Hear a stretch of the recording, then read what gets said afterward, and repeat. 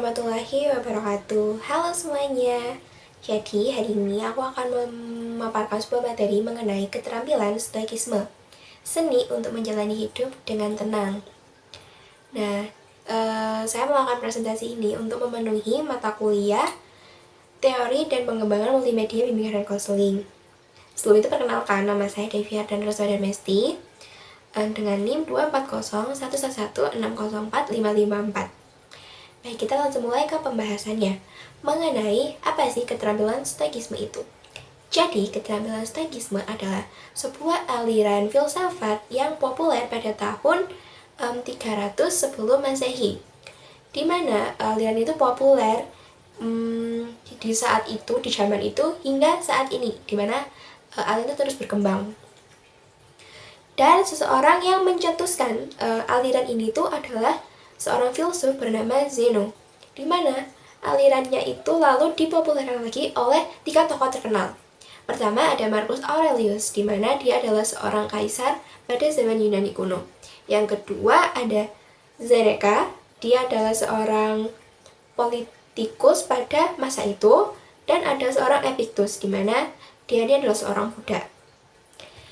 Di aliran stoikisme mengajarkan tentang untuk memandang segala hal dengan rasional, bukan mengedepankan emosi semata.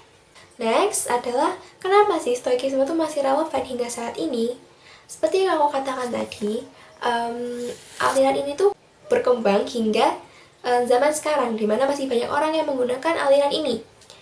Dan kenapa itu bisa terjadi? Alasannya ada karena aliran ini tuh relevan, ajarannya tuh relevan, digunakan di segala zaman. Jadi mau dipakai di Yunani kuno pun atau di zaman modern seperti sekarang, itu tuh ajaran-ajarannya tuh masih bisa diterapkan. Lalu cara penerapannya juga praktis, gampang banget kalau kita tuh mau mencoba melakukan keterampilan stoikisme ini. Dan juga tidak bertentangan dengan ajaran manapun. Ada kan beberapa aliran tuh yang agak sedikit bertentangan dengan ajaran suatu agama. Nah, kalau aliran stoikisme ini, itu tuh nggak bertentangan dengan ajaran agama manapun. Jadi, mudah untuk diterapkan. Dan juga dapat diterapkan di berbagai kalangan. Gimana aku bilang tadi, pemopuler dari teori, dari keterampilan ini tuh, ada yang dari budak, ada yang kaisar, ada yang politikus. Jadi, semua kalangan tuh bisa untuk menerapkan keterampilan ini dalam kehidupan mereka. Lalu selanjutnya ada kebajikan stoikisme atau stoikisme virtues. Ada 4. Yang pertama itu kebijaksanaan atau wisdom.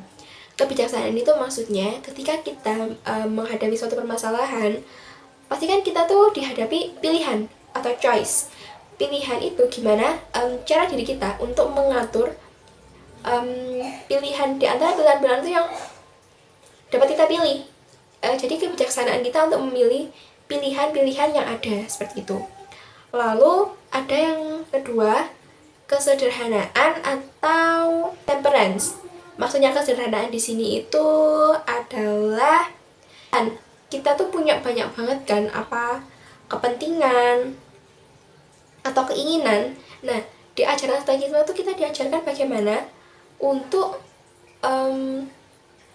apa yang kita raih itu bukan semata-mata karena kita mau, tapi karena kita butuh. Jadi kita menyederhanakan dari berbagai kemauan-kemauan kita itu, disederhanakan menjadi sesuatu yang lebih bermakna di hidup kita, seperti itu.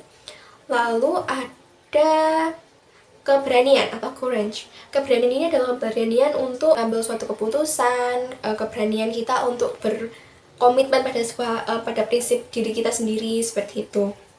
Dan yang terakhir ada justice, keadilan.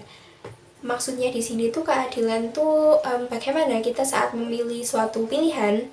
Kembali lagi, pilihan yang kita pilih itu nggak cuma semata-mata untuk diri kita sendiri, tapi harus mementingkan juga kepentingan orang lain.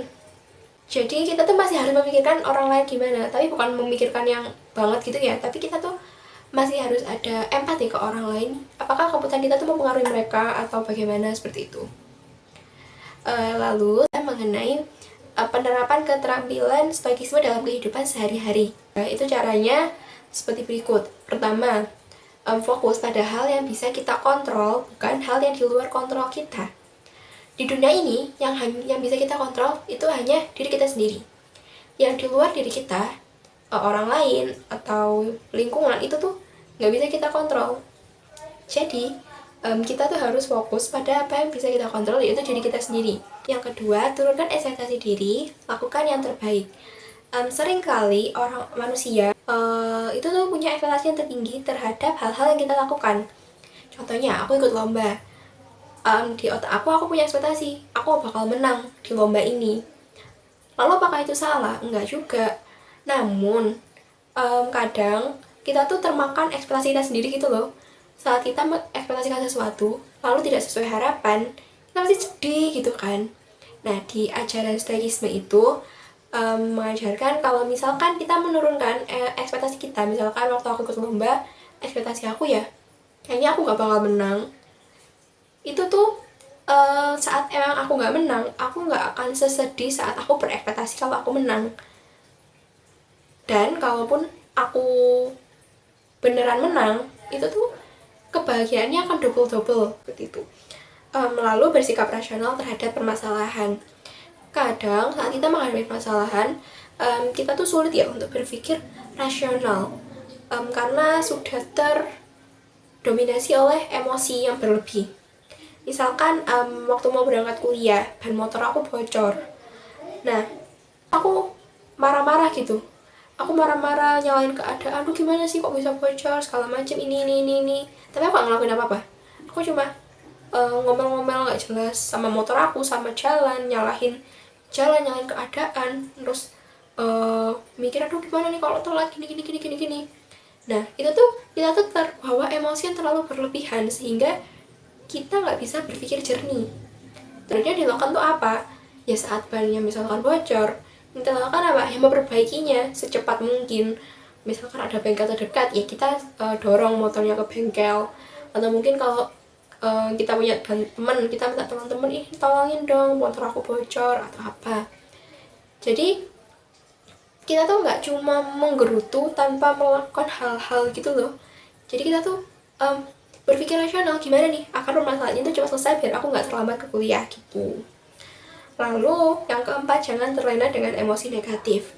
Itu tadi, emosi itu emosi yang negatif yang terlalu berlebih itu juga akan mempengaruhi diri kita, membuat kita stres seperti itu. Jadi kita tuh harus mengontrol emosi kita.